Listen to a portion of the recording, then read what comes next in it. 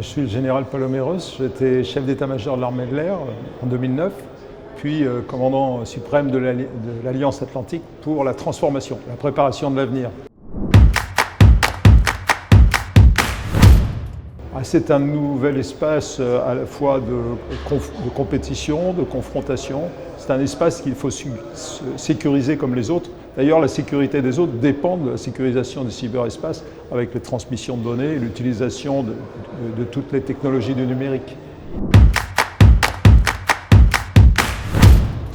Il est clair que le fait que les Européens soutiennent l'Ukraine en font des cibles. On fait des cibles prioritaires pour le Kremlin, pour Poutine.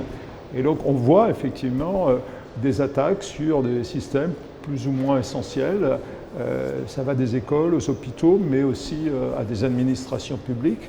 Donc toute la question maintenant, à partir de là, c'est de savoir comment on se protège. Ça, globalement, on y arrive pas mal, même si c'est parfois compliqué. Mais en revanche, comment on répond ?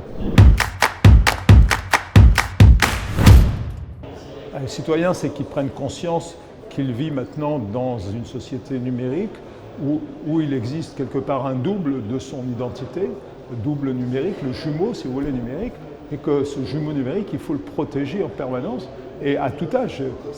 Les enfants qui consultent des sites jusqu'aux adultes qui confient leur argent, leurs données de santé, leur vie quelque part, avec toutes les conséquences qu'on peut en tirer. Donc il y a une véritable éducation des citoyens. Les citoyens ont un rôle à jouer aussi dans la modération, en quelque sorte, des différentes plateformes pour exclure les extrêmes, quelque part, et les identifier en travaillant vraiment de concert avec les forces de cybersécurité.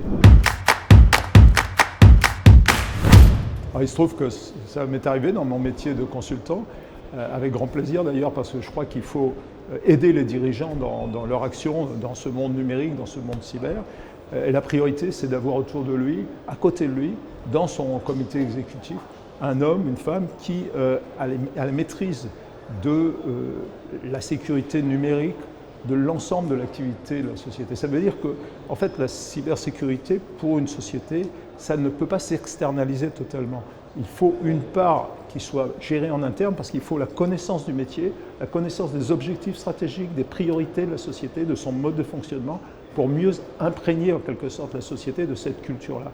Si on n'agit que par l'extérieur, il y a un risque que ça ne soit pas crédible et qu'on sous-traite en quelque sorte la sécurité. La sécurité, ça ne se sous-traite pas, ça s'assume avec tous les acteurs qui sont les plus compétents et dans un bon partenariat.